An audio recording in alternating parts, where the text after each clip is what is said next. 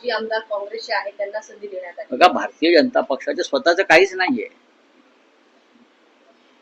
देशभरामध्ये भारतीय जनता पक्षाकडे स्वतःचं काय आहे? पश्चिम बंगालमधला मुख्यमंत्री हा काँग्रेस आणि तृणमूल काँग्रेसचा आहे. आसामचा मुख्यमंत्री हा पूर्णपणे काँग्रेसचा आहे.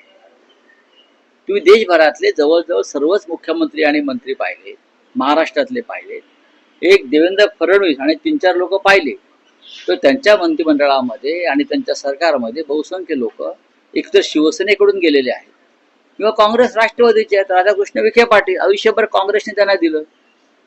तुम्ही नावं घ्या, मी तुम्हाला आत्ता सांगतो. काँग्रेस आणि राष्ट्रवादी काँग्रेस म्हणजेच भारतीय जनता पक्ष आहे. हे काँग्रेस मुक्त भारताची घोषणा त्यांनी केली होती मोदींनी. काँग्रेस मुक्त भारत.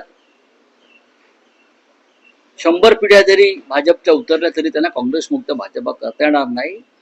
उलट मोदींनी भारतीय जनता पक्षाची काँग्रेस युक्त भाजप केलेली आहे. काँग्रेस युक्त भाजप.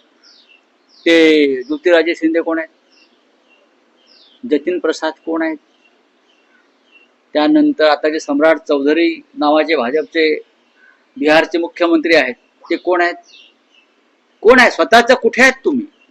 त्या मानानं अरुण लखानी हे स्वतःचे.